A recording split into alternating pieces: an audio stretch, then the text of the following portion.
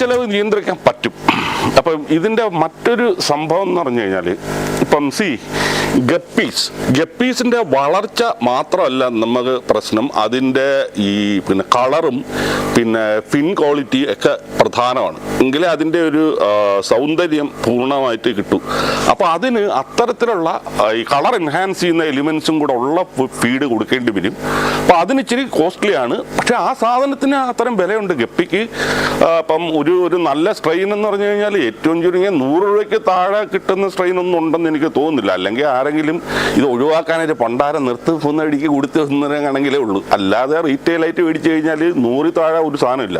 അത് കൂടാതെ ഈ മൊയ്ന പോലത്തുള്ള ലൈവ് ഈ സാധനങ്ങൾ ഫീഡ്, അത് നമ്മൾ കൾച്ചർ ഡെവലപ്പ് ചെയ്ത് കൃത്യമായിട്ട് കൊടുക്കുകയാണെങ്കിൽ ഇതിൻ്റെ വളർച്ചയും കളറും എല്ലാം ബൂസ്റ്റ് ചെയ്യും. അത് കമ്പാരിറ്റീവ്ലി ചിലവ് കുറവാണ്. കാര്യം നമ്മൾ ഒരു മൊയ്ന കൾച്ചർ വാങ്ങിച്ചു കഴിഞ്ഞാൽ പിന്നെ അതിന് നമ്മൾ കുറച്ച് ഈസ്റ്റ് കലക്കി ഒഴിച്ചു കൊടുത്തിട്ടാണ് ഇതിനെ ഡെവലപ്പ് ചെയ്യുന്നത്.